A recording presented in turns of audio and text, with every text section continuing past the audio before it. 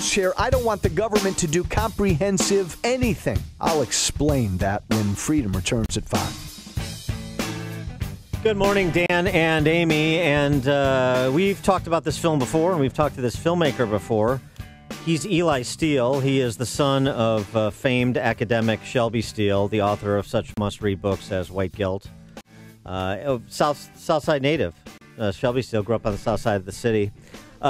His son Eli is an accomplished documentarian and filmmaker in his own right, and his latest film, How Jack Became Black, is really gaining some steam and some attention, and so he's doing a series of screenings in Chicago. Tonight at DePaul, hosted by our friend of the show, Jason Hill, philosophy professor at DePaul, for his classes, also open to the public. That's at 6:45. Then Monday, it's going to be at New Trier, of all places. New Trier is actually going to... It's stunning. It's open-minded of them. It's to allow this to happen. It's a veritable Jackie Robinson moment. New Trier's Auditorium, Monday, March 5th. That's hosted by New Trier Neighbors, open to the public. Tickets available at eventbrite.com. And then Tuesday, March 6th in Park Ridge at the Pickwick Theater in Park Ridge. Hosted by Republicans of Maine Township at 7 o'clock. You can get all the information on all the screenings at howjackbecameblack.com. Howjackbecameblack.com.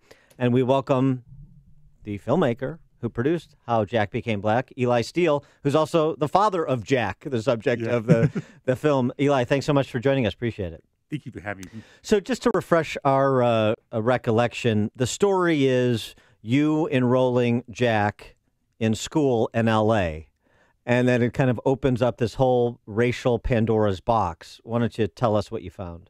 Yes, I'm multiracial. My father is, black and white, but back then, usually black. And today, I dealt with my identity, and it's just easy to stay black and Jewish. But when my kids were born, they have this whole connection to Mexico. And it was like, okay, wow, like you have a really, you really are connected to all these, diverse history. And how are you going to make sense of that? How are you put stuff in one box? And so I was expecting LA to have a multiracial box or check all they apply, which I have my own issues with. But I was expecting that, but not in actual, primary race box. Like in the quotes, like you have to check that, because that's going backwards. And so just having to do that really opened my eyes to why is the government requiring this information? What do they want it for? And, people a lot of it, they were funny, and that's true. But I think a lot of it also because of identity politics. That we are moving toward 100% racial identification of our entire population. So the box problem for Jack, your son. So he's black, he's white, he's Jewish, he's Mexican, and Native American. So that's a lot of ground to cover, and one box. And he knows every one of them. He knows stories from these are not abstract things. He knows these people. And one of the stats that was jarring to me in your film, I think, if I'm remembering correctly, 13% of couples in America right now are multiracial. So 17. 17? Right. So we're beyond segregation, except self-segregation in certain cultural institutions and on campuses and the like. But the bottom line is people are coming together, and that's sort of your point, is that we're becoming kind of a big multiracial population. So why are we doing this black, white, Hispanic, other kind of dichotomy that you have to select from for schooling or anything else? That's the main question. Yeah. As we become more multiracial, why is there more pressure to reduce ourselves to one race? And people say, well, do you want to eliminate the race boxes? And that's the trick question. My way of looking at it is the boxes themselves are benign. They're just boxes. The problem is the powers behind the box. And that's where we have to question, why do you want this information and what do you do with this information? And we become a culture where we blame every disparity between racial groups on race. And for me, I think it's time to question that, because when you blame things on race, it ignores the larger human context. I mean, we're all human beings. Most of our problems are on a human level than on a racial level, because we stay, like for example, in California, about 2 or 3 months ago, there was a headline that said 75% of black students in California are not on the grade reading level. Mm-hmm. Well, everybody they hear black, and they go stop at that, and they go, oh, black, that's why. Oh, it's this. But if you were to say, 75% of the students are not on reading level for the grade, then the first question is, well, what's the problem? Which is, and so you already move past race to the larger problem. So a lot of times race actually blinds us. It's just race is power. And so that's why I think it's really detrimental to do that. Yeah. Well, in Chicago, race does matter. Our kids don't go to your local high school. You try to get into one of 5 selective enrollment schools. And on the application, it helps if you are a minority. It helps if you're Hispanic or Black or Native American. So that's why. And then some, people, look badly upon us because I'm white, but yet my kids are Hispanic. But I'm trying to give them every opportunity that is allotted to them. So in that case, checking the box isn't a bad thing. Do you agree or disagree? Well, I mean, in your personal case, I know people, they have different opinions. One person said, look, if they're dumb enough to give me a preference based on my race, I'm going to take advantage of it and play the system. And we are trapped into this system. And, I'll blame people if you want. Cause look, it's your kids' education. If you get in there and you use your advantage. But I think things like affirmative action, or like even the New York Times came out with an article in August where they basically said the affirmative action, what that really means is racial preferences. Yeah. Failed to increase black enrollment. It failed to increase Hispanic over the whole course of. Right. So you're masking over a much more serious problem. Not to mention what it's done, or I should point out, not done in terms of actual performance, which remember, that's the point. But I mean, in Amy's case, to be fair, she wants her boys to have more than she had. She doesn't want her boys to have to go to the University of Iowa. So, I mean, that's why, she wants a better life for them. Yeah, right. But just to that point, you had the same opportunity when you applied to UCLA. You could have checked a box, and you didn't. Why? Because I think a part of it is if you allow yourself to be defined by race, then it pushes you on a shiny path. And you kind of, I think on an existential level, I just did not want to be beholden to it. Cause that's a story that I grew up with, like my grandfather.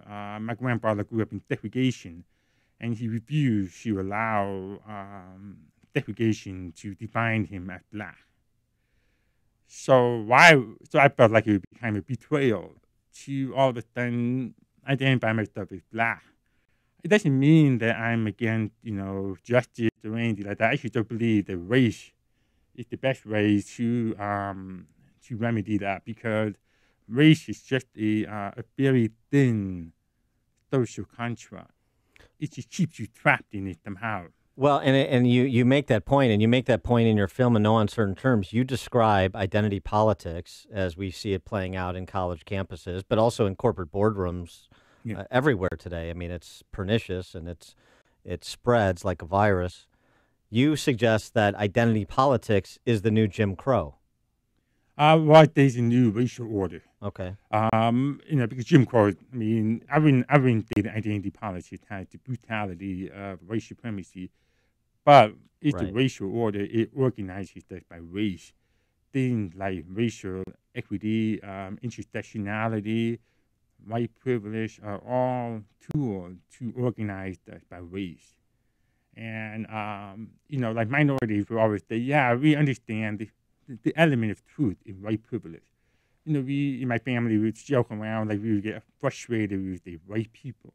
And that's just the thing, like in the black community, But when we did that, it was more banned. It was more of a racial ban, but we never took the step of racializing ourselves.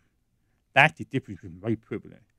If I want to believe in it and want you to go into that viewpoint, the social construct, then I have to racialize myself. And once I do that, I become basically a slave to that social construct. I have to view the whole world, and it's a very limited view. And ultimately, it's not going to do anything for me. So tell us what else. You have a daughter as well. Yes. In addition to June, that. yeah, we can leave her out. Right, exactly. And so where are they in school? June is now in second grade, and Jackie is now in fourth grade. And did you they're ever doing good. check They got the good box? report cards yesterday. Oh, really? Yeah. Good. Straight A's, I hope. I was the A minus to the kid. Okay. Maybe That's all right. maybe Grandpa Shelby can help them with some of their homework. Maybe you got a lot of intellectual firepower in the family at your disposal. And I'm looking forward to seeing the documentary. I haven't seen it yet, but do you at the end? Do you have to check a box? Yeah, and I do that. I do that in the beginning. That's a big question because I even like I said earlier with the multiracial or check all they apply. The federal government basically brought back. Well, they never really dropped it, but they brought back the one drop rule. So if you check those boxes, you're going to end up back in the minority box. Oh. So even multiracials are not even allowed to fully identify as what they want. It's an illusion. So if you can check white and Mexican or Hispanic, Puerto Rican, he's going to end up in the Hispanic box. So he's not going to be white anymore. Oh. Because that's what the government wants. And you know, obviously for the resources and stuff like that. And so that's why it's all kind of a sham in a way. I mean, and you know, where does it end? Well, and the other thing too, and going back to your film, that's interesting is, and I want to make this point. Just like the civil rights movement wasn't Republicans versus Democrats. It wasn't like a party line distribution. Neither is this. That you interview in the documentary a number of other multiracial children. I don't know what their political persuasion is. It seems like some of them are not exactly card-carrying Republicans or Trump voters, but they essentially come to the same conclusion, maybe not philosophically the way that you, from the same philosophical premise that you start from, but they essentially came to the same conclusion. Yeah, this like trying to categorize me, force me into a box into which I don't fit. I don't like it. Why do we have to do that? They're questioning this construct, and so it's something that is kind of post-partisan in terms of our discussion. Absolutely. I think my argument is that W.E. Du Bois, the color line would be the battle for the 20th century. I think identity politics is the new battle line, and you can find liberals and conservatives on one side, and the same people on the other side. So it just depends if you believe the identity politics is the race to a better America or not. He is Eli Steele. He's a documentarian filmmaker. The film is How Jack Became Black. There's a number of screenings. DePaul tonight, New Trier High School on Monday, Pickwick Theater in Park Ridge on Tuesday. You can get all of the details on those screenings, and there'll be discussions after each of the screenings. HowJackBecameBlack.com. HowJackBecameBlack.com. Eli Steele, thanks so much for being with us. Appreciate it. Thank you very much for having me.